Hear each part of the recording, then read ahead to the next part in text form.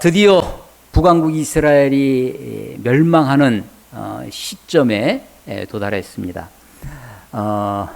열왕기 상하는 이스라엘, 북왕국 이스라엘과 남왕국 유다의 패망의 역사입니다. 망한 역사, 나라가 망했다고 하는 그 아주 안타까운 일들을 통해서 성경의 저자가, 성경이 하나님이 우리에게 주시는 교훈이 무엇인지, 우리가 말씀하시는 바가 무엇인지를 우리가 잘 깨달을 수 있었으면 좋겠습니다. 다크 투어리즘이라는 것이 있습니다. 우리말로는 아마 그 국립국어원 이라는 데서 번역하기를 역사 교훈 여행이라고 이렇게 번역을 해놨는데, 다크, 어두운 역사, 아주 비참한 역사. 그래서 대표적인 것이 아우슈비츠, 히틀러에 의해서 유대인 학살이 자행되어졌던 그런 아우슈비츠 수용소라든지 그런 것이 이제 대표적인 그런 다크 투어리즘의 그런 곳입니다. 최근에는 그 뉴욕에 있는 그 그라운드 제로라고 하는 9.11 테러의 현장, 그런 것들이 이제 다크 투어리즘의 대표적인 것이고요. 우리나라로 따지면 제주도에 있는 4.3 공원이라든지 광주에 있는 5.18 기념묘지라든지 이런 곳이 있고, 가까운 곳에서는 우리 그 서대문에 있는 서대문 형무소라는 곳이 있습니다. 저는 이 남한산성도 그런 쪽으로 보는데, 남한산성의 그런 풍광, 아름다움, 잘 닦여진 산책로뿐만 아니라 인조가 이 왕이 다니는 정문인 남문으로 나오지 못하고 패망하는, 항복하는 군주, 왕의 옷도 입지 못하고 청나라 황태종의 나는 당신의 신하입니다라 그래서 신하의 옷을 입고, 그리고 말도 타지 못하고 서쪽문으로, 폐장에 지나가는 서문으로 빠져나와서 걸어서 그 삼전도까지 항복하는 그 길, 또 삼전도, 지금의 이 잠실 롯데월드 옆에 있는 그 호수 옆에 보면 삼전도의 비, 우리는 그냥 삼전도의 비라고 하지만 천태종 공덕비입니다. 청태종이 조선을 완전히 멸망시키지 않고 그래도 항복하고 내가 너를 신하로 받아줬다, 공덕을 베풀었다, 은덕을 베풀었다 해서 큰 비석을 세워놨는데, 그게 천태종 공덕비죠. 삼전도의 삼전도비라고 하는 것입니다. 거기 이제 삼전동이 있습니다. 최근에 우리 역사 중에 뉴스에 나오는 것 중에 하나는 일본의 사도 광산, 그 강제 노역을 끌려가서 영화도 나온 그 군함도가 있는 그런 곳이 이제 다크 투어리즘의 대표적인 곳이죠. 지금 이스라엘 패망의 역사, 마지막 호세 왕이 멸망하는 이야기가 바로 17장에 나와 있습니다. 제가 주보에 이렇게 한 장, 우리 지도 한번 보셔도 되고, 영상을 보시는 분들을 위해서 화면도 조금 띄워주셨으면 좋겠고, 우리 영상이 혹시 글씨가 많아서 왕들의 이름이 많아서 다 보이지 못할 것 같아서 주보에도 이렇게 해놨습니다. 북왕국 이스라엘이 여로보암 1대부터 호세아까지 19대 왕이 있습니다. 그 중에 이 19대 왕 중에는 9번의 반역이 있어요. 초대왕 여로보암부터. 여로보암은 누구를 죽이고 왕이 된 것은 아니에요.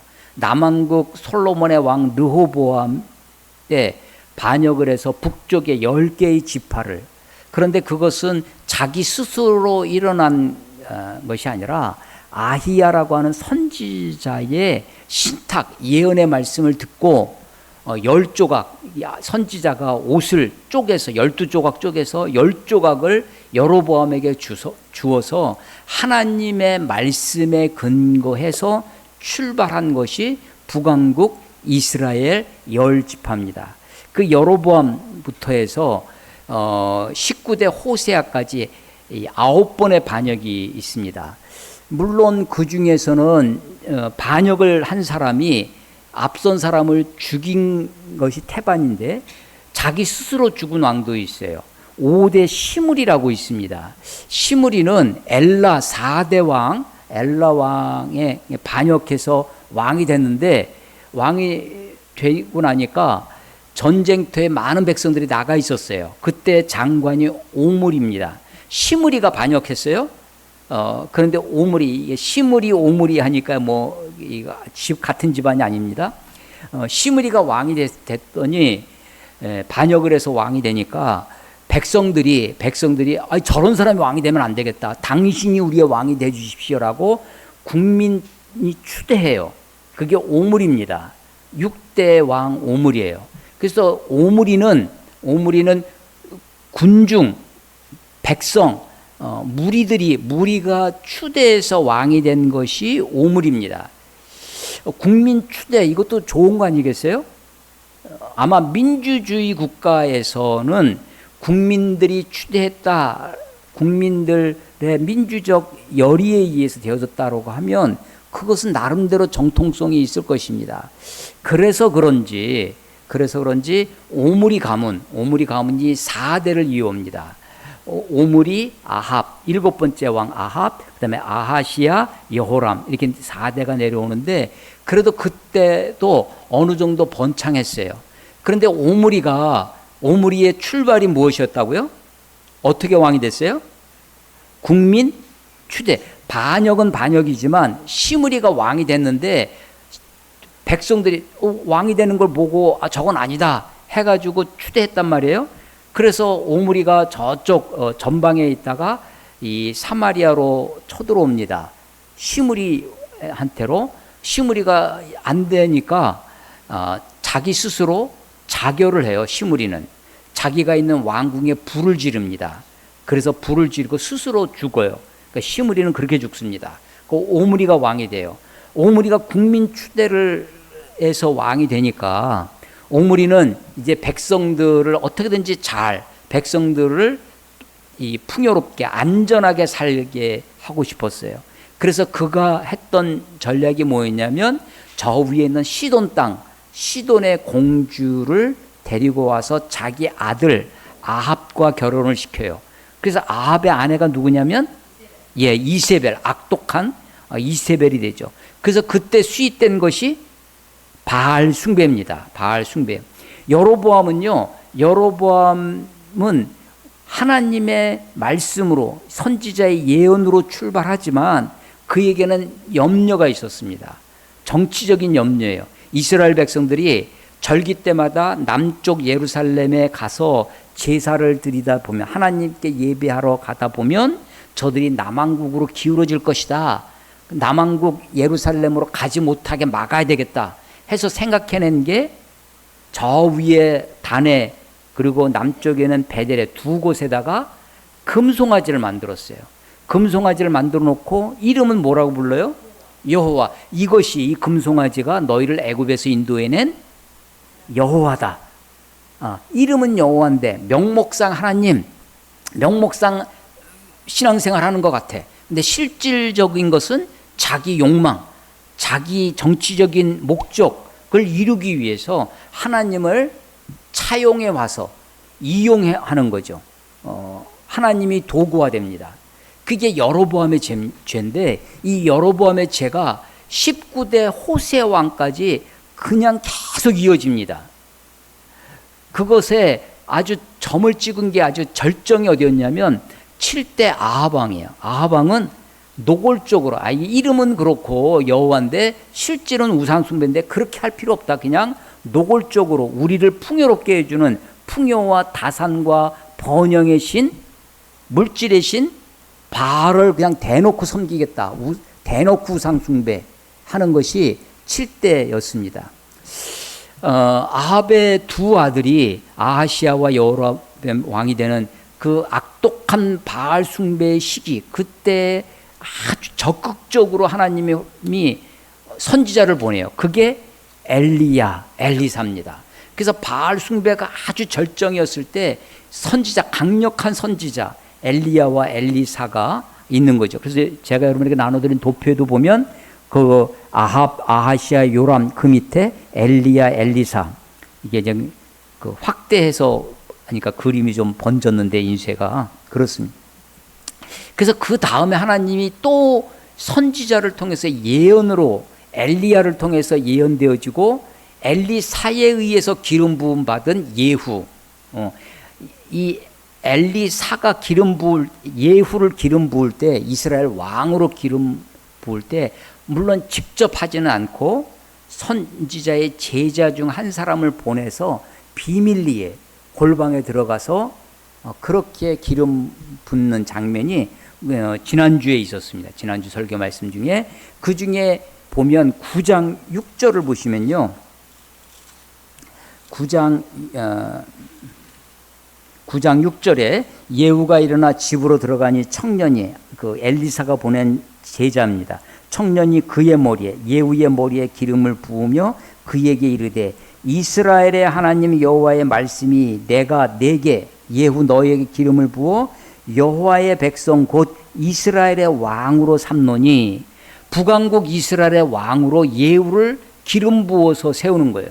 그런데 그때 앞에 뭐라고 쓰였냐면 여호와의 백성. 그러니까 지금 북왕국은 19명 왕이 다 악독한 왕입니다. 하나님 보시기에 다 악한 왕이에요. 아주 100%. 남왕국 유다는 그래도 여호와 보시기에 정직히 행하였다. 다윗과 같이 행하여, 이게 좀 섞여 있습니다. 남왕국은. 근데 북왕국은 한 명도 선한 왕이 없어요. 다 악한 왕입니다. 여호와 보시기에 다 악하여. 그런데 그래도 그렇게 악하니까 너희들은 내 백성이 아니다 라고 그들을 마다하신 것이 아니라 하나님이 그런 이스라엘이지만 예후라고 하는 사람을 세우고 선지자를 보내시고 하면서 계속 하시는 말씀이 뭐였냐면 여호와의 백성 곧 이스라엘의 왕으로, 이렇게 하시는 거죠. 그런 예후도 어디서 벗어나지를 못했냐면 여로보암의 죄에서 벗어나지를 못했습니다. 그래서 하나님이 실망을 하세요. 그래서 내가 너를 선지자를 통해서 그렇게 기름 부어서 왕으로 세우지만 너의 대가, 너희 집안이, 예후 집안이 4대에 머무를 것이다. 그러니까 예후까지 포함하면 5 왕이 세워져요. 그래서 그게 파란색으로 되어 있는 예후, 여호아스, 요아스, 여로보암 2세예요. 이름이 똑같아서 여로보암 2세, 스가랴까지 5명의 왕이 가장 긴 88년, 약 90년가량 북왕국 이스라엘이 210년 지속됩니다. 930년에서 722년까지 약 210년 지속되는 가운데 90년 가까이 88년이 예후 왕가예요. 예후의 집안 5 왕이 다스립니다. 그러니까 예후가 그만큼 북왕국 이스라엘은 중요한 역할을 차지하고요. 그 중에 여로보암 2세 때는 가장 전성기, 그래서 솔로몬 시대에, 다윗과 솔로몬 시대의 영토를, 남왕국 유다는 뭐 그대로 있지만 북쪽에 솔로몬 다윗 시대의 그 전성기 시대의 영토를 다 회복한 게 여로보암 2세 때입니다. 전성기를 이루죠. 그렇지만 여전히 어디서 벗어나지 못하냐면 여로보암의 죄, 1대 왕, 한마디로 하면 금송아지 사건. 그 금송아지 우상이, 그래서 그것을, 이런 병을 무슨 병이라고 그래요? 아주 끈질기게, 고질병입니다. 북왕국 이스라엘에 고질병이 있어요. 금송아지입니다. 금송아지. 그래서 이 여로보암 2세가 몇 년을 통치하냐면 41년을 통치합니다. 그래서 오래 다스리기도 하지만 그 오래 다스리는 사이에 나라를 안정되게 하고 번영되게 해요. 정치적으로는, 사회적으로는 그랬지만 그들의 정신, 그들의 신앙은 하나님으로부터 멀어져 있었습니다. 그래서 여로보암 2세가 죽고 스가랴, 선지자가 아니에요. 스가랴가 왕이 됐는데 이 스가랴 왕은 6개월밖에 되지 못합니다. 그리고 곧바로 15대 살룸이 반역을 해서 왕이 돼요. 살룸은 한 달밖에 왕을 못합니다. 또 므나헴이 반역을 해요. 근데 이 므나헴은 아주 잔인한 왕입니다. 한번 찾아보겠습니다. 므나헴의 15장 봐보세요. 15장 16절. 그때에 므나헴이 디르사에서 와서 딥사와 그 가운데 있는 모든 사람과 그 사방을 쳤으니, 다 정복한 거예요. 이는 그들이 성문을 열지 아니하였음이라. 그러므로 그들이 그곳을 치고 그 가운데 아이벤 부녀를 갈랐더라. 그 성을 이 반역을 해가지고 살룸을 한 달밖에 안 된 이 왕을 죽이고 왕이 돼요. 므나헴이. 그런데 성을 정복하는 과정에 보면 그 그들을 다 치고 특별히 아이벤 부녀를 갈라요. 어떻게 갈랐다는 거예요? 근데 사람 중에, 그 성 중에 다른 사람들은 다 살려두고 아이벤 여자만 골라서 그 여자만 죽이는 거예요? 아니죠. 다 죽이면서 아이벤 여자까지도 죽이는 거예요. 최근에 제가 어떤 책을 읽고 이제 같이 독서 토론하고 공부를 하면서 특히 아프리카 이런 데서 막 내전이 벌어집니다. 근데 어린아이를 죽이는 거예요. 서로 상대방 부족에 어린아이를 죽이는데 왜 어린아이까지 죽이냐 했더니 얘가 커서 나를 복수를 할 거니까 아이들을 죽여야 된다는 거예요. 그래서 내전이 잔인하게 됩니다. 근데 므나헴이 잔인하게 왕이 됐어요. 왕이 됐는데, 자, 이스라엘 지도를 한번 생각해 보세요. 남왕국 유다가 있습니다. 북쪽에 북이스라엘이 있어요. 그 이스라엘 위쪽에 있는 나라가 아람입니다. 아람, 수리아 혹은 시리아라고도 합니다. 거기서 더 위쪽에 아시리아가 있어요. 그림이 그려지세요? 남왕국 유다, 북이스라엘, 아람, 그 위에 아시리아. 남왕국 유다 아래쪽에 가면 애굽이 있습니다. 애굽이 있어요. 자, 그런 상태에서 저 맨 위에 있던 아시리아가 이제 신흥 강국으로 막 올라오기 시작합니다. 그래서 아시리아가 막 나라들을 정복해 오기 시작하는 거예요. 아시리아가 어디까지 내려오냐면 남왕국 유다까지 옵니다. 자, 남왕국 유다가 있고요. 유다가 있고 북왕국이 있고 아람 있고 아시리아가 있는데, 아시리아가 막 와가지고 남왕국 유다까지 오게 되는 거예요. 이때 남왕국 유다의 왕이 아하스 왕이에요. 그게 15장 19절 봐보세요. 15장 19절. 아수르 왕 이름이 불이에요.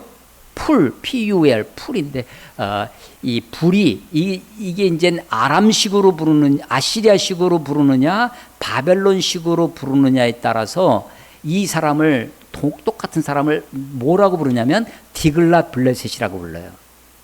그 뒤에 보면 디글랏 블레셋이 나옵니다. 성경에. 이 다른 사람이 아니라 같은 사람이. 이 아수르 왕 불이 와서 그 땅을 치려하며 므나헴 지금 북왕국의 므나헴 아주 잔인한 왕이었죠. 이 므나헴이 은 1000달란트를 불에게 그냥 먼저 줍니다. 그 은 1000달란트를 어떻게 마련하냐면 20절. 그 은을 이스라엘 모든 큰 부자에게서 강탈하여 각 사람에게 은 50세겔씩 내게 하여 아수르 왕에게 줘서, 굳이 우리가 전쟁을 하고 우리를 짓밟고 뺏어가지 말고 우리가 잘 드릴 테니까 므나헴이 부자들한테서 또 일반 사람들한테는 50세겔씩 해가지고 다 뺏어서, 사람들이, 므나헴은 어떤 사람이었냐면 기본적으로 잔인하게 왕이 된 사람이에요.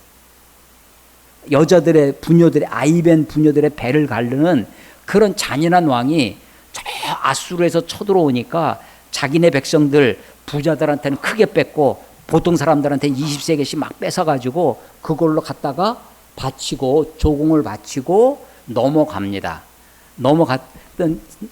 갔는데 그러고 나서 백성들이 가만히 생각하니까 자기네 이 므나헴 왕이 자기들의 재산을 막 뺏어가는 왕이 좋을 리가 없죠. 그러니까 므나헴 다음이 부가히야 왕이고 부가히야 왕이 되니까 또 반역이 일어납니다.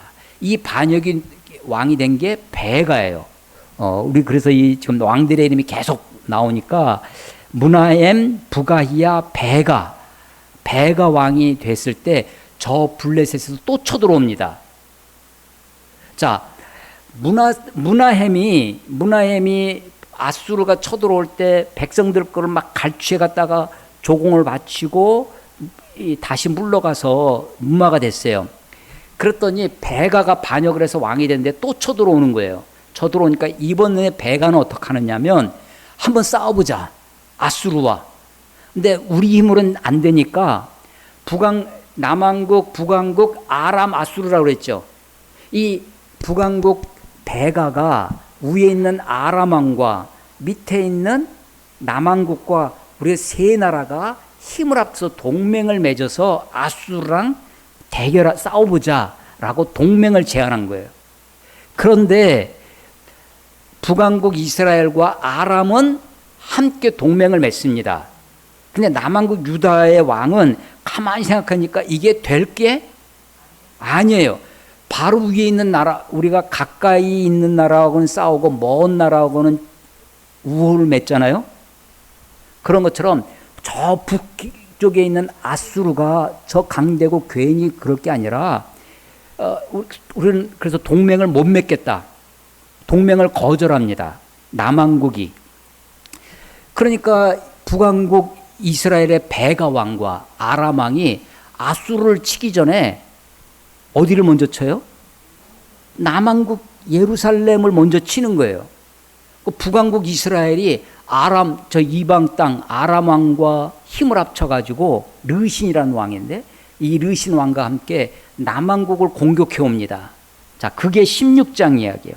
16장 5절 봐보세요. 16장 5절. 이때에 아람 왕 르신과 이스라엘 왕 르말랴의 아들 베가가, 그러니까 르신과 베가가 두 나라가 연합해서 예루살렘에 올라와서 싸우려 하여 남왕국 왕 아하스를 애워쌌으나 능히 이기지 못해. 그러니까 예루살렘을 애워쌀 정도 되니까 이 유다 땅은 다른 동네들은 다 짓밟혔겠죠. 근데 예루살렘을 정복하지는 못했어요. 이때 남왕국 유다의 아하스 왕이 한 일이 뭐냐? 16장 7절. 아하스가 남왕국 왕이에요. 아하스가 아수르 왕 디글랏빌레셋이 누구라고요? 부울이라고 해요. 디글랏빌레셋에게 사자를 보내 이르기를 나는 왕의 신복이요 왕의 아들이라. 이제 아람과 이스라엘 왕이 나를 치니 청하건대 올라와 그 손으로 나를 구원하소서 하면서 8절 아하스가 여호와의 성전과 왕궁 곳간에 있는 은금을 내어다가 아수르 왕에게 예물로 보냅니다. 그래서 블레셋이 와서 아람을 치는 거예요. 저기 아수르가 아람 왕을 치고 그래서 아람이 멸망을 해요. 그리고 다시 북왕국을 공격하는 겁니다. 그랬더니 이 아람 왕이 지고 나니까 9절 봐보세요. 9절. 아수르 왕이 그 청을 듣고, 남왕국의 청을 듣고 올라와 다메섹, 아람의 수도입니다. 다메섹을 쳐서 점령하여 그 백성을 사로잡아 기르러 아수르 땅으로 옮기고 또 르신 아람 왕을 죽였더라. 그래서 아람 나라가 멸망한 거예요. 그런데 그때 10절 아하스 왕은 남왕국의 왕이에요. 남왕국 아하스 왕은 아수르 왕 디글랏빌레셋을 만나러 자기네들을 구해줬잖아요. 위기에서. 북왕국과 아람의 그 연합 공격을 아수르에 의해서 지금 거기서 구출이 된 거예요. 그랬더니 이 남왕국 아하스 왕이 저 다메섹까지 디글랏빌레셋에게 이 아련하러 갑니다. 아하스 왕이 아수르 왕 디글랏빌레셋 10절이에요. 디글랏빌레셋을 만나러 다메섹에 갔다가 가서 보니까 그 다메섹에 있는 제단이 아주 너무 멋진 거예요. 우상의 제단이. 거기 있는 제단을 보고 아하스 왕이 그 제단의 모든 구조와 제도의 양식을 그걸 그림을 그립니다. 그래서 예루살렘으로 보내줘요. 제사장 우리야에게 보내줍니다. 그랬더니 왕은 지금 다메섹에 디글랏빌레셋에 막 찬양하고 당신 덕분에 우리가 살았습니다 하고 막 경배하고 있으면서 그 우상의 제단 구조 양식을 그려서 보내줬더니 제사장 우리야가 그걸 벗고서는 낼름 그 양식 그대로 예루살렘에다 제단을 짓습니다. 왕이 돌아오기도 전에, 예루살렘으로 돌아오기도 전에 발빠른 충성이죠. 누가요? 제사장이. 그리고 와서 보니까 성전에 이미 예루살렘에 하나님 여호와의 성전에 그 것들이 있어요. 놋제단이니 뭐 이런 것을 저 뒤쪽으로 골방으로 밀어쳐 없앱니다. 하나님의 성전에 있던 것들은 홀대를 받고 다메섹에 있는 우상의 그 모습들이 그대로 예루살렘 성에다가 재현되어지고 있는 거예요. 이때 남왕국 유다의 왕이 북왕국과 아람의 공격을 받으니까 아수르에게 도움을 요청했다는 거예요. 그때 한 말을 다시 보세요. 7절 아하스가 아수르 왕 디글랏빌레셋에게 사자를 보내 이르되 나는 왕의 신복이라는 스스로 조선의 왕이 청나라 왕한테 어쩔 수 없이 내가 당신을 왕으로 황제로 섬겨 내가 당신의 신하가 됩니다. 신하의 예로 300구고도를 하거든요. 왕의 신복이라고 왕의 아들이라고 얘기를 하는 거예요. 여러분 대한민국이 지금 미국의 주가 50개예요. 50개 주가 있는데 51번째 주가 된다면 우리가 미국의 연방에 편입된다면 어떨 것 같아요? 윤석열 대통령은 이제 주지사가 되는 거죠. 우리 국회의원들은 상원, 하원 이렇게 어떨 것 같습니까? 그러면 미국이 우리나라를 아주 잘 지켜줄 것 같습니까? 여러분 푸에르토리코라는 나라가 있습니다. 미국령이에요. 미국령. 어디에 있는 거냐면 미국 동부에 보면 이렇게 저처럼 튀어나온 플로리다라고 하는 반도가 있어요. 그 밑으로 가면 쿠바, 도미니카 공화국 섬들이 쭉쭉쭉 있는데 그 중에 작은 섬 중에 하나가 푸에르토리코입니다. 스페인에 오랫동안 약 400년 동안 지배를 받다가 19세기 초에 미국과 스페인의 전쟁을 해서 이제 미국 대륙의 스페인 땅들을 다 빼앗기도 하고 섬들도 많이 빼앗았는데 그때 이제 미국령이 됐어요. 미국령이 되었지만 미국 주에는 편입되지 않았습니다. 그래서 투표권이 없어요. 대통령 투표권이 아직도 없습니다. 근데 지난 2009년에 주민투표를 했어요. 푸에르토리코 주민투표를 해가지고 우리가 미국의 주가 되겠다. 미국의 한 주가 되겠다고 푸에르토리코 주민들이 투표를 해서 그렇게 결정을 했어요. 근데 미국이 받아주지 않았어요. 그래서 아직도 미국령이지만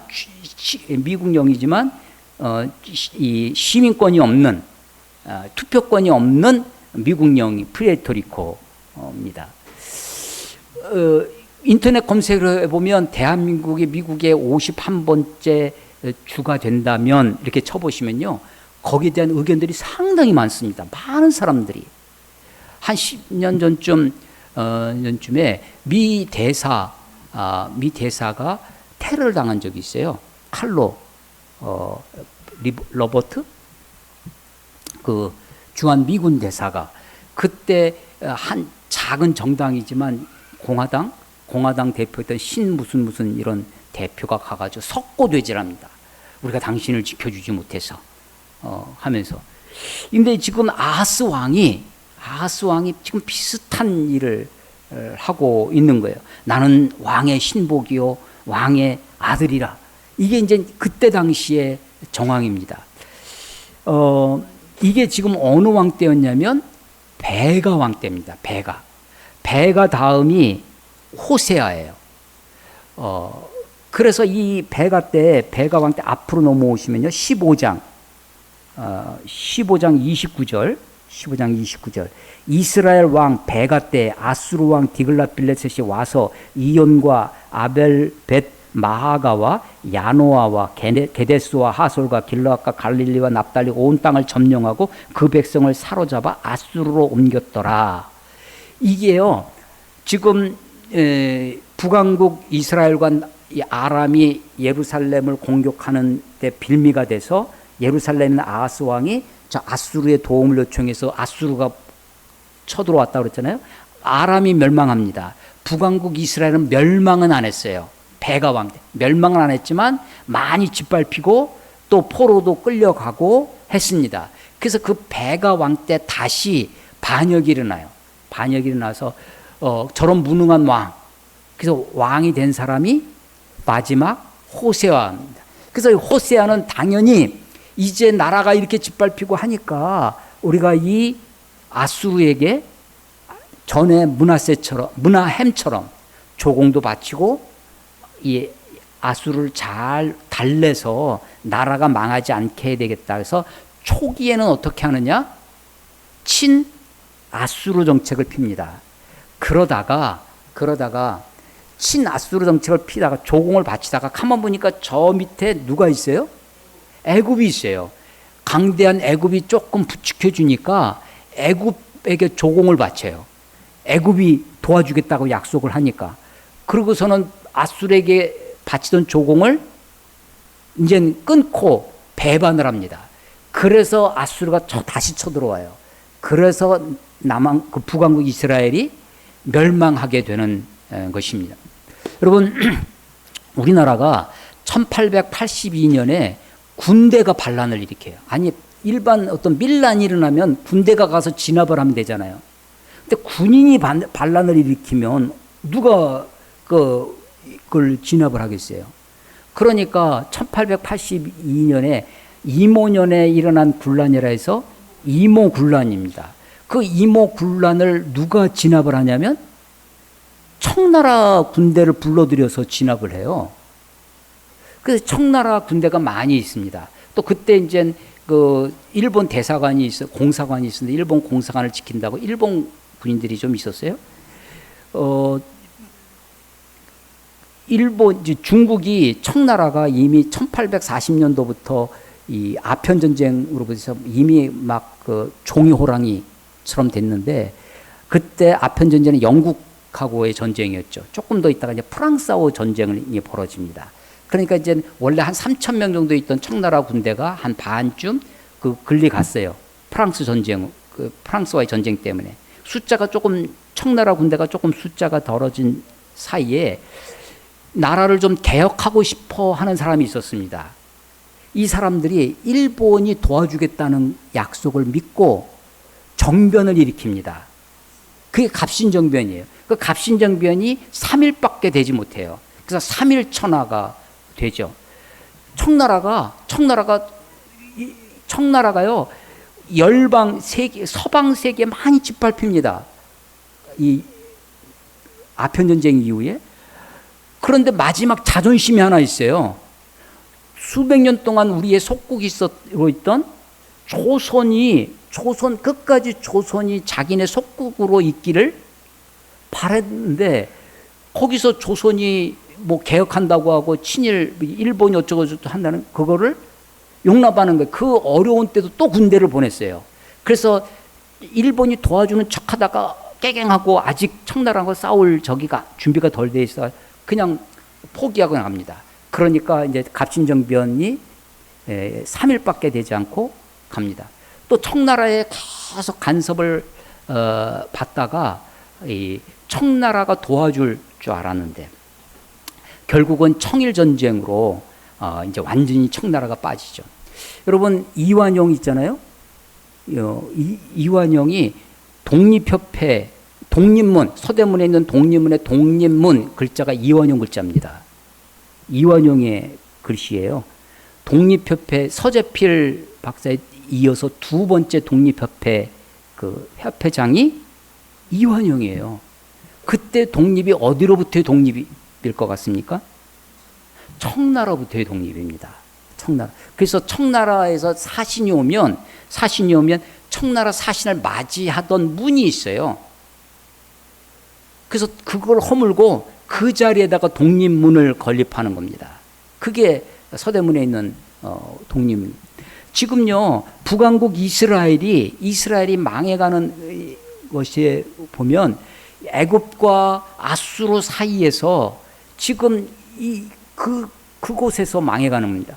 오늘 17장이 본문인데 17장 봐보세요. 3절 1절부터 보겠습니다.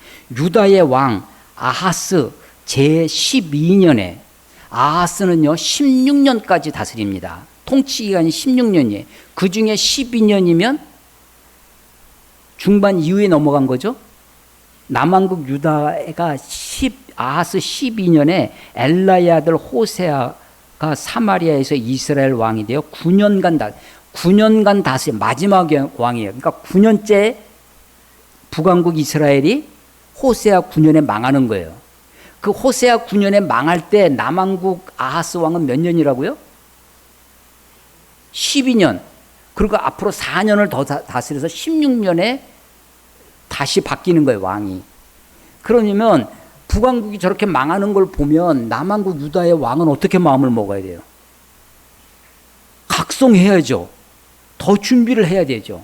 근데 그러지 못한다는 것인데, 자, 2절 여호와께서 보시기에 악을 행하였으나 다만 그전 이스라엘 여러 왕들과 같이 하지는 아니하였더라. 그나마 북왕국 19명 왕 중에 조금 긍정적인 말이 하나 붙어있는 왕이 호세아예요. 다 여호와 보시기에 악을 행해. 대체로 악해. 그런데 호세아는 그래도 마지막까지 조금이라도 좀 해보려고 해요. 전 왕들과 같지는 아니했다. 3절 아수르 왕 살만에셀이 다른 왕이에요. 그러니까 디글랏빌레셋이 아니라 살만에셀이 올라오니 호세아가 그에게 종이 되어 조공을 드렸습니다. 처음에는 친 아수르 정책이었어요. 4절 그가 애굽의 왕 바로의 이름이에요.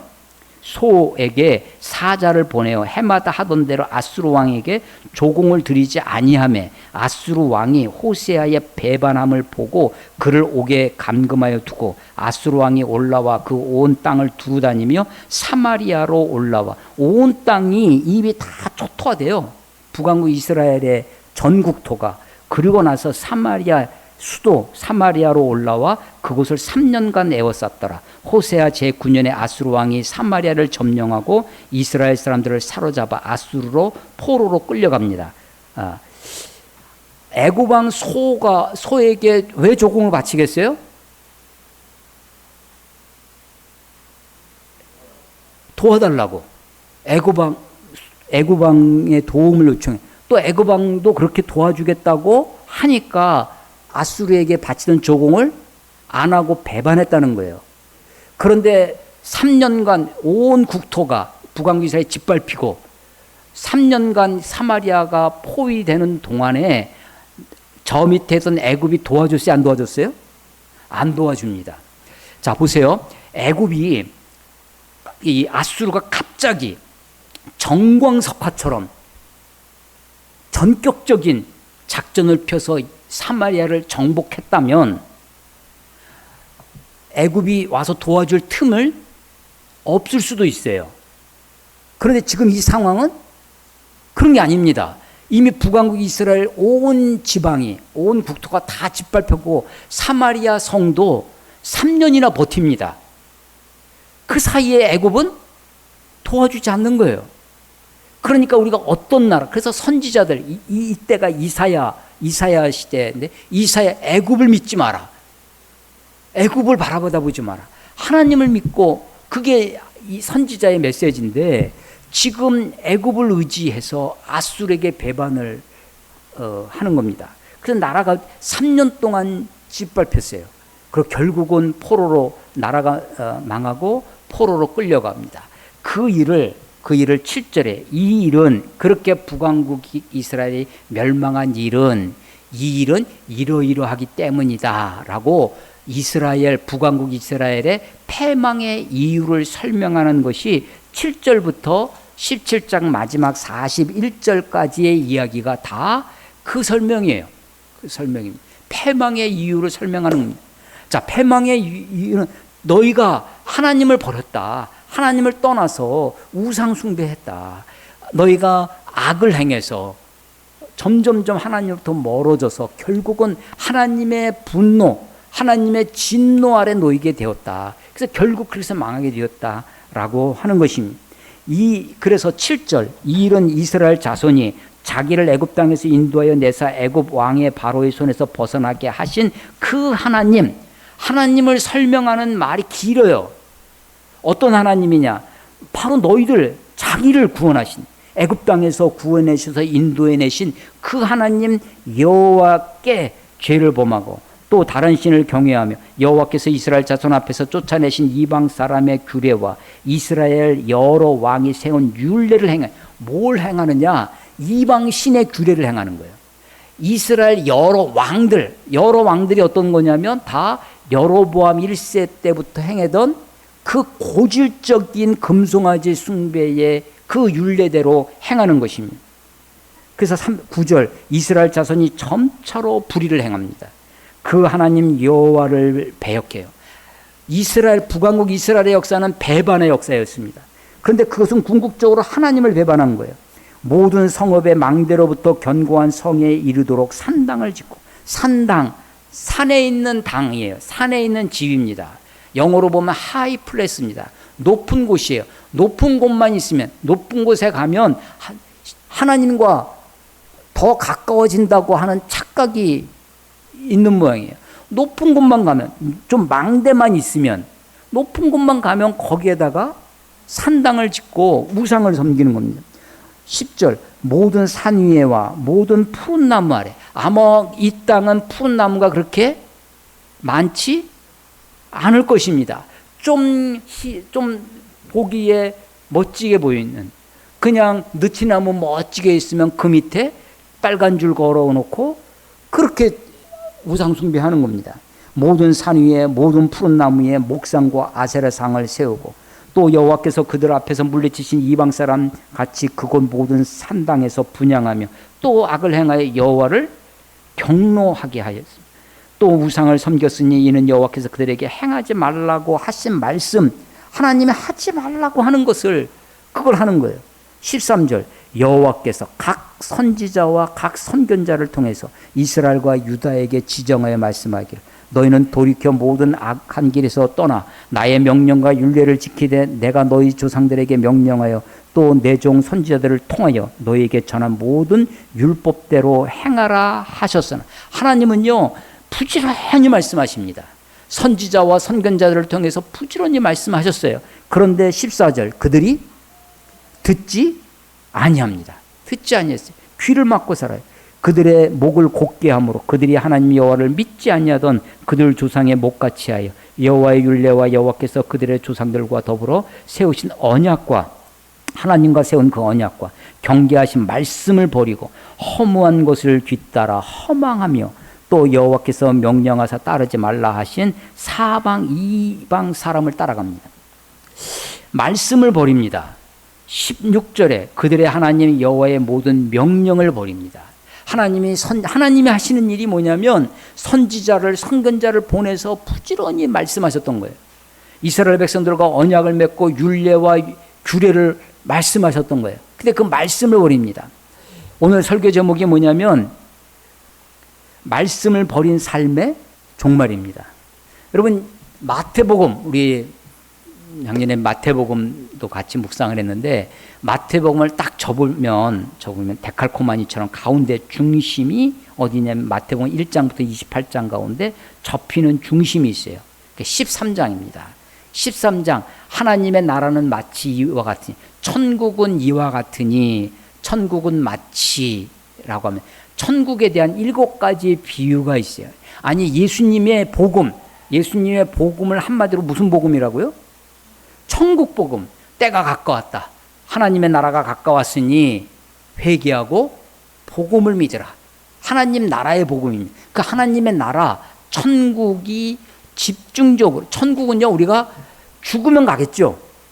그렇지만 가기 전까지 우리가 볼 수 없어요. 그러니까 천국을, 보이지 않는 천국을 우리가 보는 것처럼 우리에게 설명하시는 것이 비유입니다. 그래서 비유를 파라볼레라고 해요. 파라볼레. 파라는 파라솔, 그 옆에입니다. 옆에. 볼레는 던져놓은, 우리가 옆에 뭐가 얘가 이렇구나 할 수 있도록 하나님의 나라, 천국을, 보이지 않는 천국을 볼 수 있도록 우리에게 보여주시는 것이 비유인데, 하나님의 나라를 우리들에게 예수님이 설명해 주는 집중적인 것이 천국 비유입니다. 마태복음 13장에 나와 있는 7가지 비유 중에 예수님이 직접 비유를 설명해 주신 그만큼 중요한, 가장 중요하다고 할 수 있는 씨 뿌리는 비유입니다. 4가지 밭의 비유예요. 천국은 마치 이와 같으니 어떤 사람이 나가서 밭에 씨를 뿌리매. 첫 번째 어디에 떨어져요? 첫 번째 길가. 두 번째 바위, 돌밭. 세 번째 가시밭. 네 번째 좋은 밭. 천국은 마치 어떤 사람이 씨를 뿌리는 것 같습니다. 하나님의 나라는 씨앗으로 옵니다. 씨앗으로. 하나님의 나라가 열매로 주어지지 않아요. 열매는요, 딱, 이거 사과구나 알아봅니다. 아주 전문가는 씨앗을 보고도, 이건 사과나무씨네, 이건 배씨네, 이건 포도씨네, 씨를 보고서 잘 알 수가 없어요. 근데 씨를 심어서 나무가 자라고 열매가 맺혀지면 알 수 있죠. 하나님의 나라는 씨앗으로 옵니다. 근데 그 씨앗이 뭐냐? 하나님의 말씀이라는 겁니다. 그런데 가장 저기 말씀이 땅에 떨어져 길가는 와서 악한 자가 집어먹어요. 새가 집어먹듯이. 그래서 말씀이 우리 안에 전혀 우리를 터치를 못해요. 와가지고 악한 사탄이, 악한 자가 낼름치고, 에이 그게 말이 되냐? 하나님의 말씀을 아예 처음부터 부정해버립니다. 하나님의 말씀을 듣지도 않아요. 근데 두 번째가 뭐냐면 돌밭, 바위밭이에요. 말씀을 받을 때는 기쁨으로 받아. 그런데 돌밭이니까 뿌리가 깊지 않아요. 그래서 이 뿌리 없는 신앙, 박해가 오고 핍박이 오면 금세 시들어버립니다. 열매를 맺을 수 없어요. 세 번째 밭이 뭐예요? 가시밭. 가시밭은 뿌리도 내리고 제법 사는 것 같아요. 근데 뭐와 같이? 가시나무와 함께 살아갑니다. 그게 그래서 열매를 많이 못 맺어요. 세상의 염려, 또 재리의 유혹. 뭐라고요? 세상의 염려와 재리의 유혹 때문에 열매 맺지 못하느니라 라고 하는 것입니다. 자, 하나님의 말씀이 저들 가운데 있었어요. 근데 그 말씀을 버려버립니다. 그리고 그들이 북왕국 이스라엘에 무슨 병이 있었다고요? 고질병이. 초대 여로보암부터 마지막 19대 호세아까지 그들이 가지고 있는 고질병이 뭐냐면 금송아지입니다. 도대체 금송아지가 뭐길래 고질적으로 고쳐지지 않는 아주 그런 질병이, 아주 고질적인 질병이 되겠느냐 하는 겁니다. 여로보암이 염려가 있었어요. 백성들이 애굽에 내려가서 남왕국으로 내려가서 예루살렘으로 내려가서 하나님을 제사하면 저들의 마음을 빼앗길까 봐 크게 염려가 됐습니다. 세상에 대한 염려, 우리의 미래에 대한 염려, 불안. 내가 이렇게 살다가 노년에 이 말년 준비도 못하고 우리 염려가 있어요.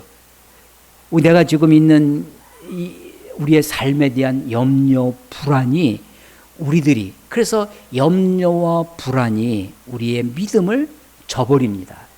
하나님을 의지하고 그래서 우리는 쌓아놓고 살고 싶어요. 하나님은 우리들에게 일용할 양식을 주시기를 원하시는데, 광야에서 출애굽한 이스라엘 백성들에게 허락해 주신 것이 만나입니다. 만나. 매일매일 거둬들이는 그 만나에 만족하고 살기를, 그것이 불안한 거예요. 그러니까 매일매일 가서 거둬들여야 되는데 그것을 잔뜩 쌓아놔요. 벌레가 생깁니다. 하나님, 너희가 왜 나를 믿지 않냐고 책망하시는 거죠. 여섯째 날은 이틀치를 거두어드리는데도 상하지 않아요. 벌레가 안 생겨요. 왜? 일곱째 날은 쉬라고, 안식하라고. 그런데 안식하지 못해요.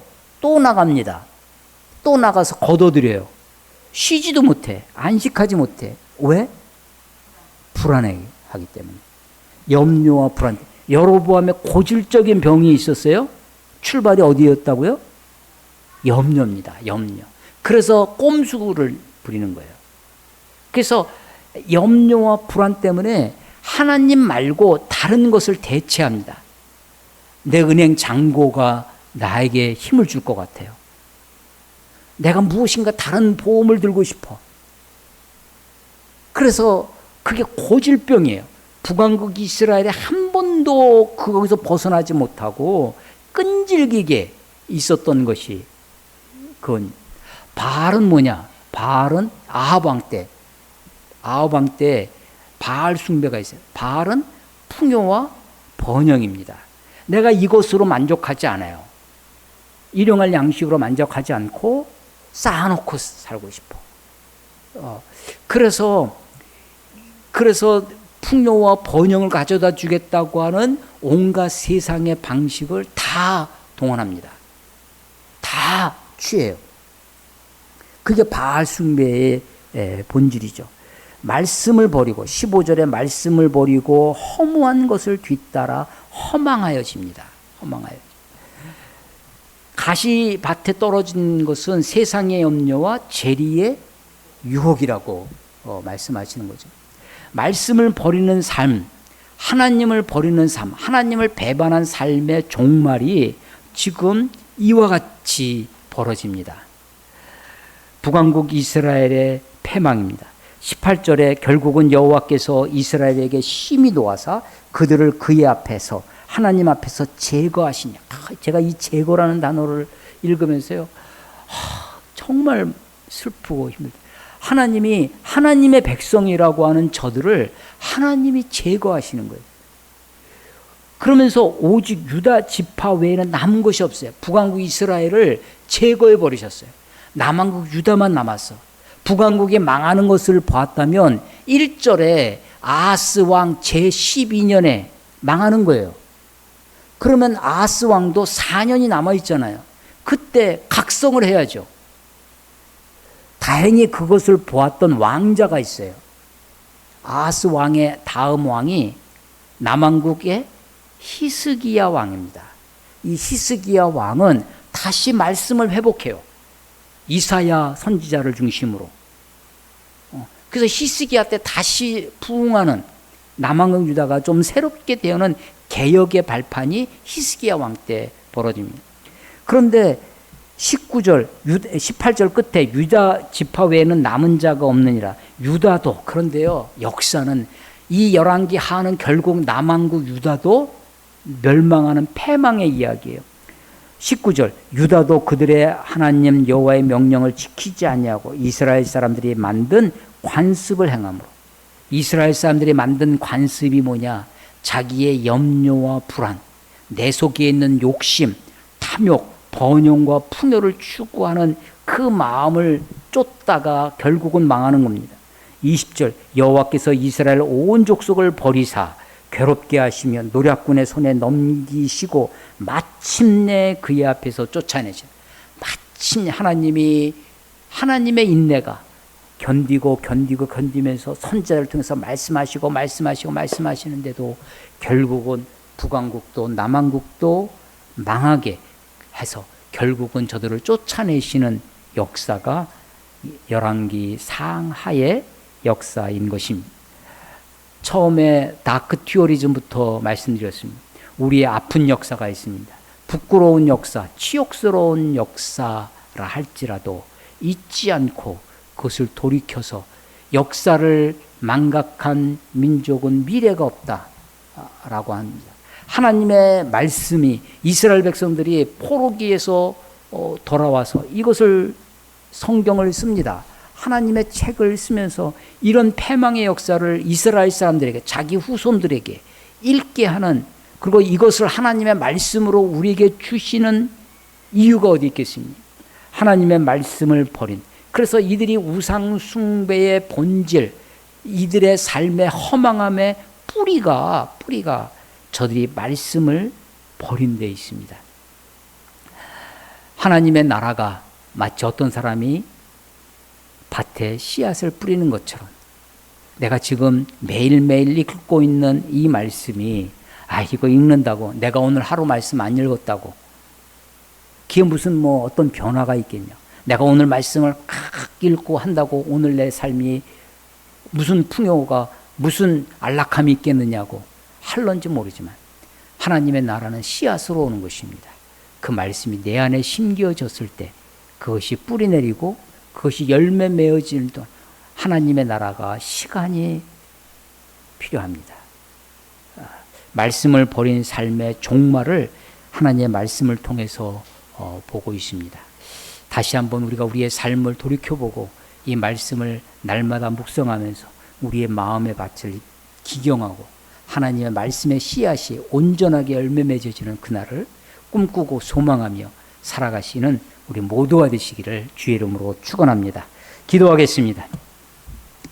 하나님 아버지, 은혜를 감사합니다. 오늘도 주의 말씀을 들었습니다.